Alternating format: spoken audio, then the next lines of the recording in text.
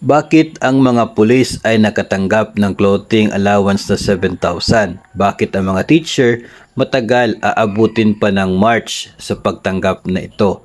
Mabagal kapag mga benefits pero pag-report o survey ang bilis. O ganito po 'yon. No, pag-reports kasi at survey, kinakailangan yung data, no, para sa gagawing decision making o kaya ay gagawin na meeting. O so talaga pong normal na hihingiin agad yung report para magagamit doon sa susunod na pagtitipon.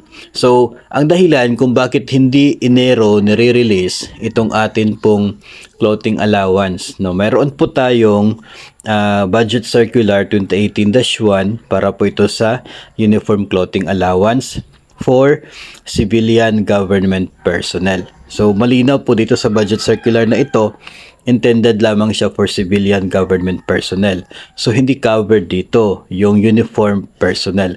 Excluded sila sa guidelines na ito ng DBM. So, hindi ko na rin po hinanap kung ano po yung guidelines sa kanila. Baka doon sa kanila sinasabi na ito yung mga qualifications, no, ganon. Kasi iba po yung sistema pagdating sa uniform personnel sa atin.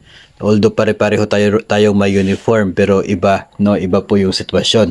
So, dito sa budget circular na ito, excluded yung mga uniform personnel, police, military, at ano-ano pa dyan. Basta considered as part of the uniform personnel. Pero ngayon yung tanong, bakit hindi January? No, bakit April yung pag-release natin ng uniform or clothing allowance para sa mga government sa mga civilian personnel ng gobyerno. Although dito sa circular na ito, hindi po binanggit.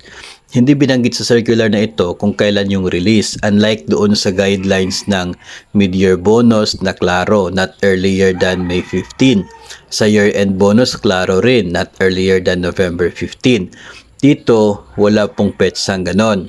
So, ang nagiging basihan kung bakit April yung release ng Uniform Clothing Allowance for civilian personnel including DepEd, mga teachers, ayon sa nababasa po natin ay doon sa mga circular letters ng DBM during sa pag-prepare ng monthly disbursement program. Ito po ay para doon sa mga gumagawa ng budget. Yung budget po natin na kung magkano yun sa isang taon, mayroon po silang ginagawa na monthly disbursement program. So, bawat buwan, mayroon pong nakadetalye kung magkano yung tatanggapin na pondo ng agency from DBM. And yung pondo na yon nakapaloob kung para saan siya. So, doon sa preparation sa monthly disbursement program, sa circular letter ng DBM, ay mayroong nakasabi doon na mention na sa April ay ilalagay yung uniform clothing allowance. So during sa preparation ng mga budget people ng dito sa monthly na disbursement program nila, nakapaloob sa buwan ng Abril yung para sa uniform clothing allowance as base po doon sa circular letter ni DBM.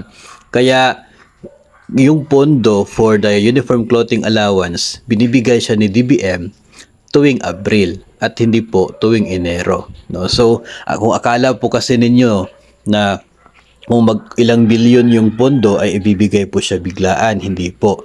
Mayroon pong nakaprograma every month kung magkano yung kinakailangang pondo base po doon sa mga dapat gastusin doon sa disbursement program. So kung magkano lamang po yun lamang po yung ibibigay ni DBM for that month. Then the following month, magbibigay na naman si DBM ayon doon sa disbursement program. So yun na nga, hindi pwede na ibigay ng January kung sa disbursement program mo na doon sa April. Kasi yung budget na para dyan ay doon pa sa April ibibigay. Ngayon, kung mag-release ka ng January, it means na yung dapat mong bayaran for January, kukulangin na. Kasi mayroon kang in advance na bayaran. No? So, kaya hinihintay talaga na darating yung April at doon pa magre-release ng uniform clothing allowance kasi doon pa ibibigay ni DBM yung pondo as stated doon sa disbursement program. So dito, as I said, hindi po included dito yung mga uniform personnel. ng mga civilian government personnel po yung involved sa budget circular na ito, kaya we cannot compare ourselves to the uniformed personnel ng gobyerno kung bakit sila ay, let's say, nabigyan na ng uniform clothing allowance. Pero hindi ko po kino-confirm na talagang nabigyan na sila. Hindi ko po sinasabi na nabigyan na sila. Yung sender natin sinasabi niya na nabigyan na. Pero sa atin, ini-explain natin kung bakit doon po sa Abril yung nagiging pag-release ng ating uniform clothing allowance.